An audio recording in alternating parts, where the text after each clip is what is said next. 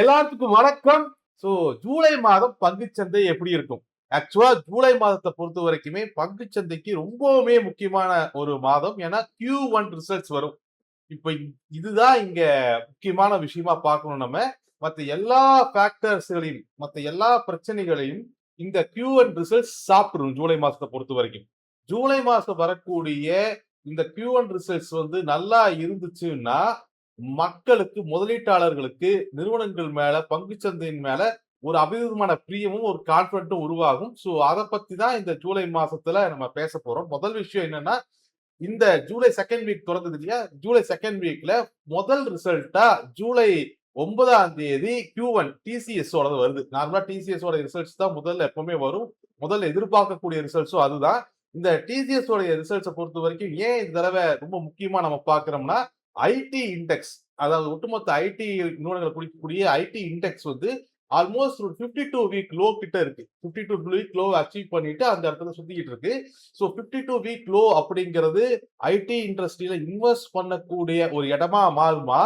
அல்லது அந்த 52 week லோவையும் break பண்ணி இன்னுமே அகல பாதாளத்துக்கு இந்த ஐடி இண்டஸ்ட்ரி போகுமா? அப்படிங்கிற ஒரு மிகப்பெரிய கேள்வி இருக்கு இல்லையா? அந்த கேள்விக்கான பதில் இந்த டிசிஎஸ் ஓட Q1 ரிசல்ட்ஸ்ல தான் நம்மளுக்கு கிடைக்கும். ஐடி இண்டஸ்ட்ரி பொறுத்த வரைக்கும் அதுக்கு மிகப்பெரிய இப்ப பிரச்சனையா இருக்கக்கூடியது அந்த ஏஐ உடைய வளர்ச்சி. ஏஐ நிறுவனங்களை பொறுத்த வரைக்குமே அதோட வளர்ச்சி அபரிதமா இருக்கு. ஒரு கட்டத்துல வந்து இது ஏஐ ஒரு ஒரு பூமு, இது வந்து ஒரு பபுளு, இந்த பபுள் எப்ப வேணாலும் வெடிக்கும் அப்படிங்கிற மாதிரி டாக் இருந்துச்சு. லாஸ்ட் ஜூன் மந்த்ஸ் பாத்தீங்கன்னா ஒரு நாள் ஃபாரின் இன்வெஸ்டர்ஸ் எல்லாருமே ஏஐ ஸ்டாக்ஸ் வந்து மிகப்பெரிய அளவுல ப்ராஃபிட் புக்கிங்கும் பண்ணாங்க. இதனால யுஎஸ் மார்க்கெட் நாஸ்டாக்குமே பெரிய அளவுல கீழே விழுந்துச்சு. ஆனா அடுத்த நாளே முக்கியமான ஒரு கம்பெனி, யுஎஸ் ஒரு கம்பெனி மைக்ரான் டெக்னாலஜிஸ் அப்படின்னு சொல்லிட்டு அவங்க செமிகண்டக்டர்ஸ் மெமரி சிப் மேக் பண்றதுல வந்து அவங்க தான் வேர்ல்ட்ல லார்ஜஸ்ட் மேனுஃபேக்சர். அவங்களோட ரிசல்ட்ஸ் வந்து அடுத்த நாள் வரும்பொழுது உண்மையாலுமே அது ஏஐக்கு மிகப்பெரிய டிமாண்ட் இருக்குதா அந்த ரிசல்ட்ஸ்ல நம்மளால பார்க்க முடியுது. இதனால மறுபடியும் ஏஐ நோக்கி இல்ல ஏஐ இன்வெஸ்ட்மெண்ட்ஸை நோக்கி ஆப்வியஸ்லி நிறுவனங்கள் போக ஆரம்பிச்சிருச்சு. இதனால ட்ரெடிஷனல் ஐடி இண்டஸ்ட்ரீஸ், நம்ம ஊர்ல இருக்கிறதெல்லாம் ட்ரெடிஷனல் ஐடி இண்டஸ்ட்ரீஸ், அதை ஞாபகம் வச்சுக்கோங்க. இந்த ட்ரெடிஷனல் ஐடி இண்டஸ்ட்ரீஸ் உடைய வேலையைத்தான் இந்த ஏஐ வந்து இப்போ பறிச்சுக்கிட்டு இருக்கு அப்படிங்கறதான் பார்வை. இது எப்படி கம்பேர் பண்ணலாம்னா, நம்ம ஊர்ல இருக்கக்கூடிய ஐடி இண்டஸ்ட்ரீஸ் எல்லாம் சினிமா தியேட்டர். இப்ப வந்திருக்கிற ஏடிடி ஏஐ எல்லாம் ஓடிடி. ஓடிடி வருகை அதிகமானதுனால சினிமாவுக்கு போய் தியேட்டர் பார்க்கிறவங்களோட எண்ணிக்கை மிகப்பெரிய அளவுல கம்மியாகும் அப்படிங்கறத நம்ம பேசினா அதுல எந்த அளவுக்கு யதார்த்தமான உண்மை இருக்கோ அதே மாதிரி தான் இப்ப இருக்கக்கூடிய சூழ்நிலை. இதையும் தாண்டி தியேட்டருக்கு போய் எக்ஸ்பீரியன்ஸ்க்காக படம் பார்க்கக்கூடியவங்க இருக்காங்க. அதே மாதிரி ஏஐ வந்தாலுமே அதுல ட்ரஸ்ட் இல்லாம அதை நம்ம நினைச்ச மாதிரி பில்ட் பண்ண முடியல அப்படிங்கிற மாதிரி சில காரணங்களால ட்ரெடிஷனல் ஐடி இண்டஸ்ட்ரியை நோக்கி வரக்கூடிய ஆர்டர்ஸ் இன்னும் இருந்துகிட்டு தான் இருக்கு.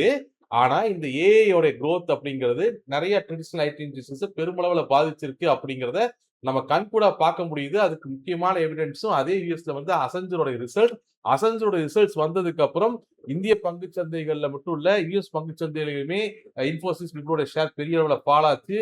அசஞ்சரோட ஷேருமே 13% ஃபால் ஆனதை பார்த்தோம். இப்பேற்பட்ட ஒரு இக்கட்டான சூழ்நிலையில தான் ஃபர்ஸ்ட் ரிசல்ட்ஸா இந்த டிசிஎஸ் உடைய ரிசல்ட்ஸ் 9ஆம் தேதி வருது.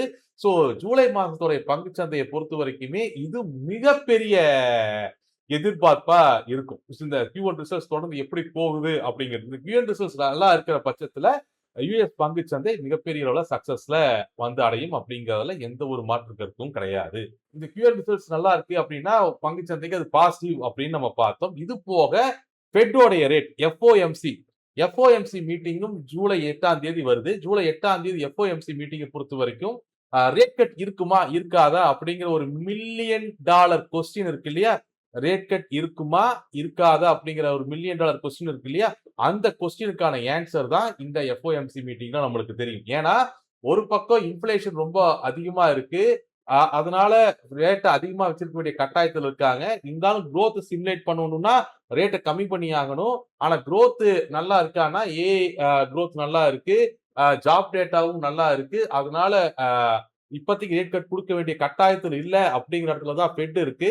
ஆனா ரேட் கட் கொடுத்தா மட்டும் தான் அந்த ரேட் கட் இருந்தா மட்டும் தான் அது வந்து நெறைய இண்டஸ்ட்ரிகளுக்கு ஃபர்தர் குரோத்க்கு ஹெல்ப்ஃபுல்லா இருக்கும். ஸோ எஃப்ஓஎம்சி மீட்டிங்க பொறுத்தவரைக்கும் இது எல்லாத்தையும் அனலைஸ் பண்ணி பார்த்து உண்மையாலுமே ரேட் கட் கிடைக்குமா? அல்ல கிடைக்காதா? அப்படிங்கிறத நோக்கி இந்த தெளிவான விளக்கம் வந்து நம்மளுக்கு அன்னைக்கு ஜூலை 8 நைட் நம்மளுக்கு தெரிஞ்சிரும். ஸோ அதுவுமே முக்கியமான ஈவென்ட். அதுவுமே ஃபர்தரா வரக்கூடிய பங்குச் சந்தைகள வழிநடத்தும். இது போக ரஷ்யா, உக்ரைனுடைய வார் மறுபடியும் உக்கிரம் அடைஞ்சிருக்கு. வார் தொடங்குனதிலிருந்து இப்ப வரைக்கும் உள்ள ஒரு மிகப்பெரிய தாக்குதல் ரஷ்யா குடுத்தத பார்த்தோம். இதனால மறுபடியும் யூரோப் சாங்ஷன் பண்றதோட ரஷ்யாவ நோக்கி நகருவாங்க. இன்னொரு பக்கம் யுஎஸ், ஈரானோட பேச்சுவார்த்தை இப்ப வரைக்கும் பெரிய எஸ்கலேஷன் இல்லாம போய்க்கிட்டு இருக்கு. சோ அது ஃபர்தரா எப்படி போகுது அப்படிங்கிறதையும் நம்ம பார்க்கணும். இதெல்லாம் ஜியோ பொலிட்டிக்கல் டென்ஷன் மறுபடியும் உள்ள வருமா? உள்ள வராதா? அப்படிங்கிறத நோக்கி இருக்கு. இது போக ஜூலை மாசத்துல முக்கியமா நம்ம பார்க்க வேண்டிய விஷயம், யுஎஸ்க்கும் இந்தியாவுக்கும் நடுவுல நடக்கக்கூடிய ஃபெட்டோடைய அந்த டாரிஃப் டீல் டாக்க பொறுத்தவரைக்குமே ஜூலைல இது சைன் ஆயிரும். அப்படிங்கிற ஒரு ஆங்கிள்ல தான் அமெரிக்காவில இருந்தும் அப்டேட் வருது. நம்மளுடைய மினிஸ்டர்ஸுமே அப்டேட் குடுக்குறாங்க. ஆனா ரியல் டைம்ல 301 செக்ஷன்ஸ்ல நம்மளுடைய பேர் இருக்கு. ஆ டாரிஃப் ப்ரொபோசலையும் நம்ம பேர ட்ரம்ப் சேர்த்திருக்காரு. இந்தியா உட்பட 59 கண்ட்ரிகள் அதுல பேர் சேர்க்கப்பட்டிருக்கு. சோ அதுல எ பழைய நிலைமைக்கு டாரிஃப் போகுமா? இல்ல இன்னும் அதுல எஸ்கலேஷன் ஆயி டாரிஃப் இன்கிரீஸ் பண்ணுவாரா? அதுக்குள்ள யுஎஸ், இந்தியாவுக்கு நடுவுல டாரிஃப் டீல் சைன் ஆகுமாங்கிற ஒரு $1 மில்லியன் கொஸ்டினோட தான் மாசம் மாசம் நடந்துட்டு இருக்கோம். பட் ஜூலை மாசம் இந்த டீல் சைன் ஆயிரும். டாரிஃப் டீல் முடிஞ்சிரும் அப்படின்னு 2 பார்ட்டீஸ்மே பெரிய அளவுல சொல்லியிருக்கிறதுனால, அதுவுமே இந்த ஜூலை மாசத்துல ஒரு மிகப்பெரிய எதிர்பார்ப்ப கிரியேட் பண்ணியிருக்கு. இந்த மாதிரி பலதரப்பட்ட எதிர்பார்ப்புகளோட தான் ஜூலை மாசத்தோடைய பங்குச்சந்தை நகருது. ஸோ இது எல்லாத்தையும் தாண்டி ஜூலை மாதத்துடைய பங்குச் சந்தையில நல்ல Q1 ரிசல்ட்ஸ் வருது அப்படின்னு சொன்னா, அது மிகப்பெரிய பாசிட்டிவ் அலைய உருவாக்கும். Q1 ரிசல்ட்ஸ் தான் இங்க ஃபர்ஸ்ட் பிரியாரிட்டி. 2வது பிரியாரிட்டி எஃப்ஓஎம்சில ரேட் கட் இருக்குமா? இருக்காதா? அப்படிங்கிறது. 3வது ஜியோ பொலிட்டிக்கல் டென்ஷன் எந்த அளவுக்கு சீரமையுது? அப்படிங்கிறது. 4வது டாரிஃப் டீல் இப்பவாது சைன் ஆகுமா? இல்லையா? இந்த 4 விடயங்களுக்கான பதில இந்த ஜூலை சீரிஸ்ல ஜூலை மாதத்துல எதிர்பார்க்கலாம். இதுக்கான பதில்கள பொறுத்து ஜூலை மாதத்துடைய பங்குச் சந்தைகள் அமையும். பங்குச்சந்தை எப்படி நகர்ந்தாலும் நம்ம டிசிப்ளினா ஹெட்ஜஸ் எடுத்து தெளிவா மூவ் பண்ணுங்க. அது ரொம்ப முக்கியமானது. நன்றி.